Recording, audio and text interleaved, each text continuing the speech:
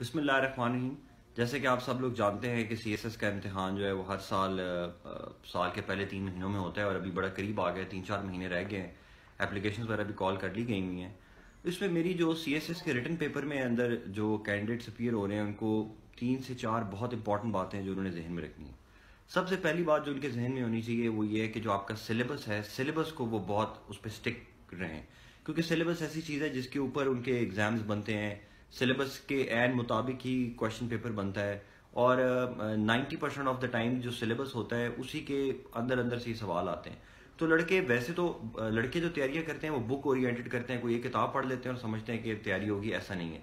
उनको syllabus oriented रखना है। सिलेबस के अंदर एक एक लाइन, एक एक वर्ड, एक एक चीज़ बड़ी इंपॉर्टेंट है, उसको पढ़ेंगे तो पॉइंट नंबर 1 है। नंबर 2 जो सबसे इंपॉर्टेंट चीज़ ये है कि सीएसएस में 90% बच्चे जो फेल होते हैं वो इंग्लिश ऐसे या प्रेसी में फेल होते हैं। उसकी वजह ये होती है कि वो समझते नहीं है, वो समझते हैं जो कैजुअल इंग्लिश या जो नॉर्मली हम इंटरनेट पे इंग्लिश लिखते हैं उसी से हम पास हो जाएंगे, ऐसा नहीं है। जो सीएसएस की इंग्लिश है वो बड़ी क्लासिकल है, उसके लिए थोड़ी ज़्यादा मेहनत करनी पड़ती है। पुराने जो कन्वेंशनल पैटर्न्स हैं उनको देखना पड़ता है और प्रेफरेबली किसी टीचर से गाइडेंस अगर ले लें तो वो आपके लिए बहुत मुनासिब होगी। और इंग्लिश में 4-5 चीज़ें बड़ी इंपॉर्टेंट है। आपकी वोकैबुलरी ठीक होनी चाहिए, आपकी सेंटेंस स्ट्रक्चर ठीक होना चाहिए, आपकी ग्रामर ठीक होनी चाहिए, और फिर जो अबव वॉल है कि उस सारी अंग्रेजी के पीछे जो आपका आइडिया है वो आइडिया अच्छा होना चाहिए। अगर इंग्लिश ऐसे कोई आ रहा है और आपको उसके पीछे सोच ही नहीं पता, अगर आपको करप्शन पे ऐसे आ रहा है और आपको करप्शन की डायनामिक्स, उसकी कॉजेज ही नहीं पता, तो फिर आप जैसी मर्जी अच्छी इंग्लिश लिख लें वो आप उसमें पास नहीं हो सकेंगे। ये मेरा दूसरी टिप है। तीसरी जो बहुत इंपॉर्टेंट चीज़ है वो ये है कि जो पेपर, जो आप लिखने का पेपर है, उसमें आपकी राइटिंग, आपकी स्पीड जो है वो बड़ी इंपॉर्टेंट है। मैंने तो अपना पेन भी जो है वो बड़ी प्रैक्टिस के बाद लिया था कि ऐसा पेन हो जो मेरी उंगली पे सेट हो जाए। और फिर आपको पता है जब 3 घंटे आप लिखते हैं, शाम को 3 घंटे दोबारा पेपर होता है, तो 6 घंटे लिखना जो है ना वो आपका पेन भी खराब कर देता है। तो ऐसा पेन या बॉल पॉइंट या जो भी आप इस्तेमाल करते हैं वो आपके हाथ पे सेट होना चाहिए, उसमें फ्लो आपका ठीक होना चाहिए और राइटिंग आपकी अच्छी होनी चाहिए।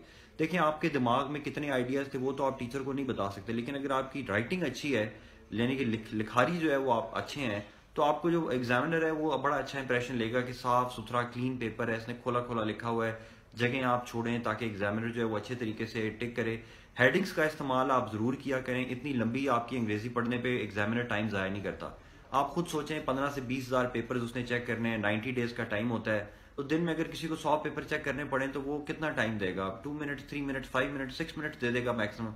तो आप एक एक पेपर पे इतना इजी उसको लिखें अपने एग्जामिनर के लिए कि वो आपकी अंग्रेजी में खो ना जाए, कंफ्यूज ना हो जाए। तो ये मेरी ये अगली टिप है जो बड़ी इंपॉर्टेंट है। अगली बात जो मैं आपको बहुत ज़्यादा बताना चाहता हूँ वो ये है कि देखें, जो जैसे अगर आप ओलंपिक्स में जा रहे हैं और आप भागने का इम्तिहान आपका है, तो जब तक आप 100 दफ़ा भागेंगे नहीं तो आप 100 मीटर रेस में अच्छी तरह कामयाब नहीं हो सकेंगे।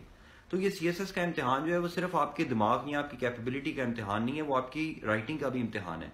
तो आप सीएसएस के पेपर में बैठने से पहले कम से कम हर पिछले 6-7 साल के पास पेपर्स को उसी तरह अटेम्प्ट करें जैसे आप सीएसएस के पेपर के दौरान करते हैं, यानी कि 3 घंटे के अंदर एक पेपर अटेम्प्ट करें और उसको चेक करवाएं।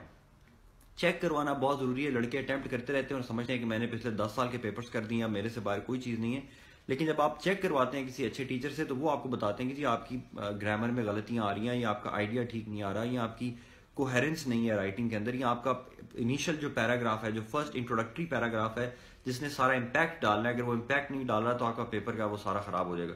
तो प्लीज प्लीज ये मेरी आपसे इल्तिजा है कि कम से कम पिछले 6-7 साल के पेपर्स पकड़ें और उनको डेली आप 3-3 घंटे, 6-6 घंटे और इवन 9-9 घंटे भी आप बैठ के प्रैक्टिस करें, लिखें पास पेपर्स और फिर उनको चेक करवाएं।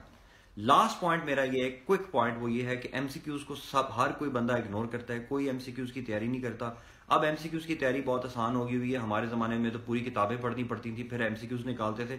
अब तो पिछले जो लेटेस्ट एमसीक्यूज की किताब है, आप किसी भी ऑथर की, पब्लिशर की ले लें, उर्दू बुक, उर्दू बाजार लाहौर से ले लें, जो बेस्ट पब्लिशर है उसकी एमसीक्यू की किताब ले लें और एमसीक्यू की तैयारी बड़ी आसान है। उसको एक दफा गो थ्रू करें, सारे एमसीक्यूज को पढ़ें, उनमें सही वालों को फोकस करके पढ़ें और उसके बाद उसको रिविजन कर लें, तो आपकी एमसीक्यूज की तैयारी भी हो जाएगी। मेरा ख्याल है अगर ये 4-5 बातें आप अपने जहन में रखें, मेहनत करें, दिल लगी से करें, सदका देते रहें, दुआएं करते रहें, तो अल्लाह ताला कामयाब करेगा।